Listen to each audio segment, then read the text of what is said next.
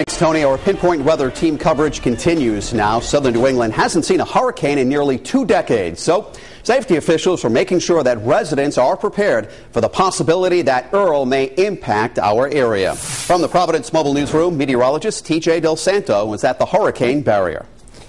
Be prepared. That's the message from the Rhode Island Emergency Management Agency, but not just for Hurricane Earl, for whatever other storm may blow into southern New England. While Hurricane Earl churns to the north of the Caribbean, the Rhode Island Emergency Management Agency, or REMA, is watching things closely. This is Labor Day weekend.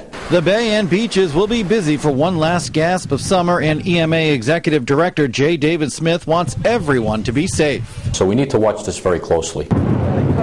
Bob was the last hurricane up here, and it certainly won't be the last. Smith doesn't want anyone to panic and says it's just too early to say what Earl's impacts will be on us. But it's not too early to start planning and being prepared for this storm, because everyone needs to be prepared for the worst. Flashlights. Having a disaster supply kit, which will last 3 to 5 days, is important. Include things like water, canned meat, fish, and veggies, and don't forget the can opener, medicines, and any other specialty items like diapers. And don't forget the batteries and extra propane. If the families are prepared, it helps the community leaders to be better prepared. Right now, the forecast projects swells in the range of 10 to 15 feet out on the bay. The possibilities for the end of the week are many, but weathering through the worst-case scenario requires preparation. Continue to watch the news, watch the weather, and be appropriately prepared. And we've also learned that the Rhode Island Emergency Management Agency has 3 mega shelters available at CCRI in Warwick, URI,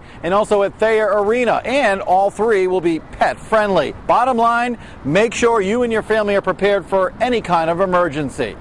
I'm TJ Del Santo, Eyewitness News. Count on Eyewitness News for in-depth coverage as we continue tracking Hurricane Earl. On WPRI.com, we have our interactive hurricane tracker. Update from the live Pinpoint Doppler 12 weather team on its projected path and tips on how to prepare for a storm.